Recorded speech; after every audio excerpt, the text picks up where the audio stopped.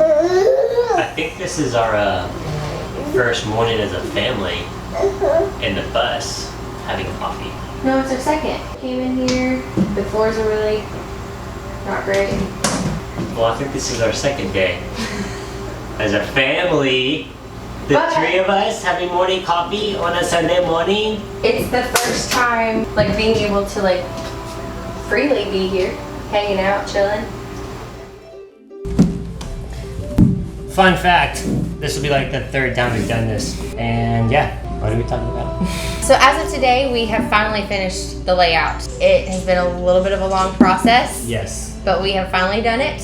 And we wanted to share with you guys some of the pros and cons and challenges that we ran into, and the challenges of designing and renovating a bus with your spouse. Yep.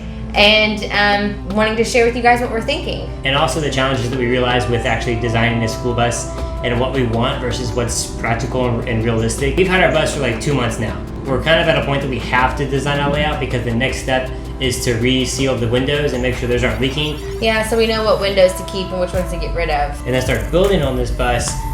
We've got to get that fixed. We've done a lot of contemplating and kind of measuring in the bus so far. Yeah. Our bus is 35 feet long exterior, which gives us about 30 feet interior. And it's 30 feet by 7.5 by like 6 feet, 6'4". Decent ceiling for us. We're only almost solid like 5'7", 5'8". Yeah, and I'm like 5'5". So we wanted to kind of wait till we got at least the seats out so we can have a good visual representation of what things are going to be like and how things are going to flow. So for us, one of the things that made it more difficult for us was the fact that we wanted to do it different than everybody else. Yeah. And I feel like everybody says that, everybody wants to be unique. And for us, it seems like a lot of people are doing all the way up and down the sides on each side. So you basically this long tunnel feel, which is appropriate because it is just one big tube. So it's kind of hard to build away from that. And we originally wanted like a L-shaped sofa with an L-shaped kitchen. On paper, it looked pretty good. Like we were pretty happy with that. Yeah. But then once we actually got in here and physically started mapping things out and the realistic dimensions of them, we realized that that wasn't going to work for our day-to-day lives and what fits us. Yeah, the illusion of design, whenever you come in, now that we actually have everything laid out, we were like, that might be a little much as soon as you walk into the bus. However, Caleb did have the idea of making it a pull-out island and a pull-out L couch. One of our biggest things is because we're going to be in this thing full-time, at least the next 3 to 5 years, we want to make sure that it's as comfortable and as roomy as possible. And for how we live our lives and what we like to do, our biggest thing is kind of like the living room area. We want to make sure that that has plenty of room for us to sit and enjoy coffee comfortably, hang out and watch a movie as a family. And then also with Milo growing, and I mean, he's going to be 1 in 2 months, which is unbelievable. I can't believe it. Like,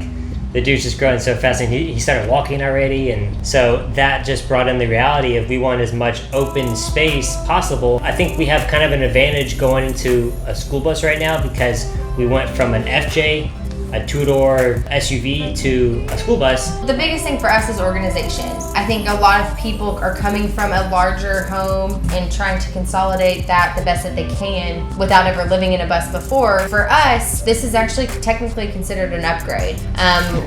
We are coming from our FJ to the bus. We've already gone through that downsizing from our house to a vehicle. So with that knowledge and experience kind of already under our belt, organization is more so our main priority rather than trying to get as much stuff in here as possible. Yeah, we know what we can live with and live without. When we were on the road, we had 2 pots, a 2-burner gas grill, and then we had a bag full of clothes and a bag full of clothes, and then our fridge and food pantry. And our box of shoes. Yeah, and her boxer shoes. So it seems like a lot of people are developing these buses and trying to use every nook and cranny, which we will do, but we also want to make sure that we're not just making storage space to make storage space. Right. We're just going to make space for what we actually need and what we actually use on a day-to-day basis. So that actually frees up a lot of floor space. I mean, our living room, currently speaking, like a 4-foot by 8-foot section of just emptiness. Yeah. One of the great things about us planning differently is his ability to simplify because he doesn't overcomplicate things. I focus on the details, which sometimes can make something that could take 5 minutes to talk about be there all night. And whenever he can look at things more simply, he is able to have room for those compromises, whereas me, I'm like, well, this has to be 6 inches, this has to be 12 inches. And on the flip side, if you have too much of that, then you're gonna have a bunch of changes down the road. Yep. One of the benefits of my way of planning, though, is I can actually visualize the day-to-day life. For example, I like picture, okay, during the winter, Milo and I are not going to be playing while Dad's working. We're going to be inside, and that means games and puzzles and baking cookies together. You know, where is Milo going to be when that happens? If Caleb wanted to come into the kitchen and get a drink while I'm cooking, how is the flow of all of that going to be the most beneficial? I think I had an example with cookies that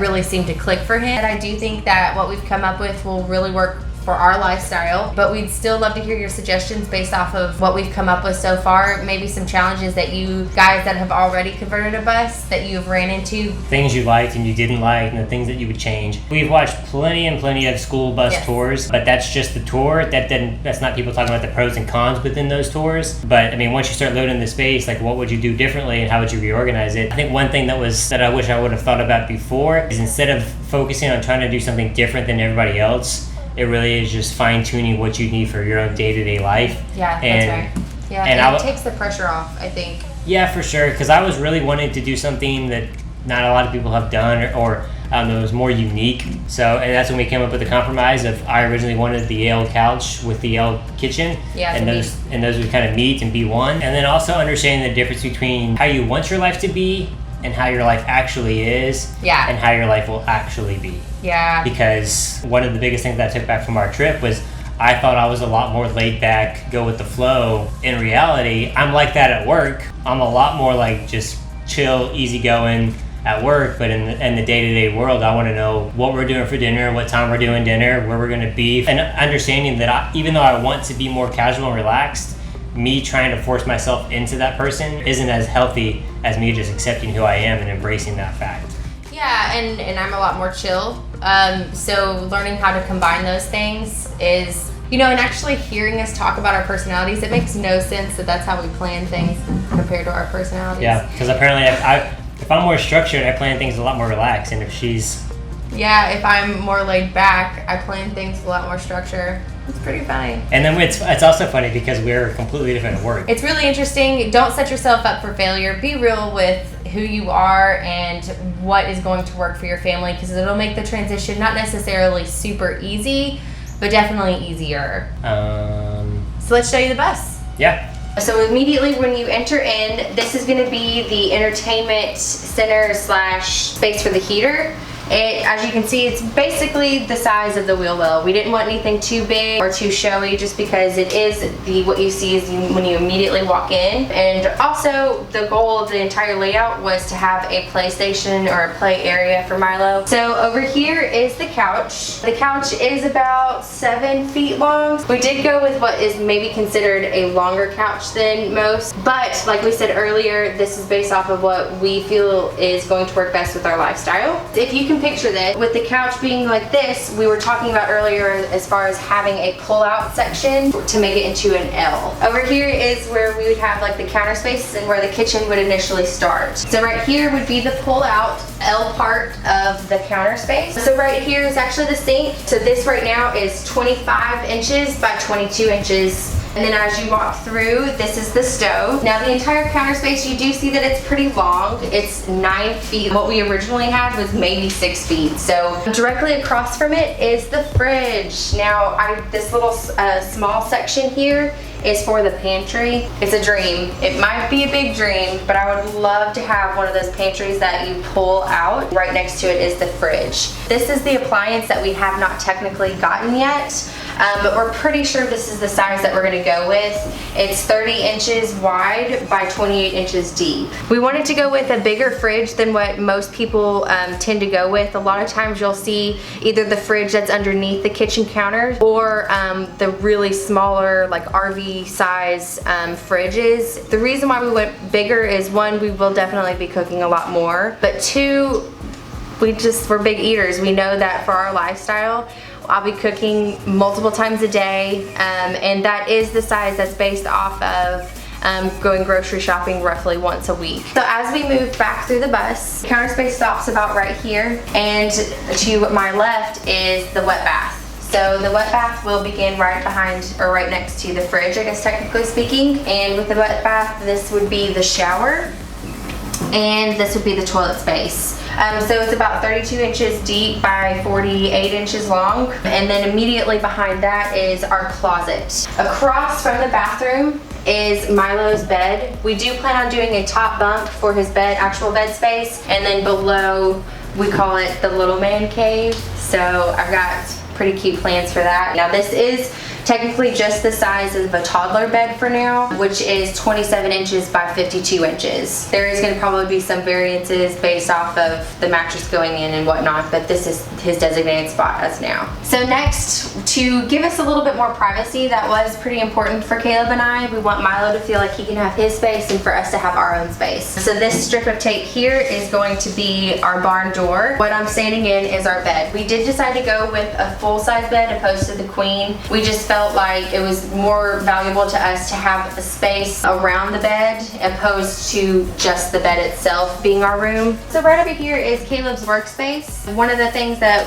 we felt like was necessary is to make our bedroom be Caleb's workspace as well. During the day when he's back here working, we really wanted to make him feel like this is his office. We are going to do a foldable couch/bed so he can shut the barn door and have that space for his own. All right, you guys, that was the tour of our layout and what we're thinking so far. We would love to hear any suggestions that you guys might have or opinions on what you guys think of how this is going to go. We really appreciate you guys following along and watching our journey. It's so important to us that we have these videos to look back, not only for Milo's sake, but for Caleb and I. What you guys see is us wanting to make memories, and we would love to be able to remember these memories. So thank you so much for watching us and following alongside our journey. So if you could, like it if you like it, dislike it if you don't, subscribe if you could, that would be great, and thank you for watching.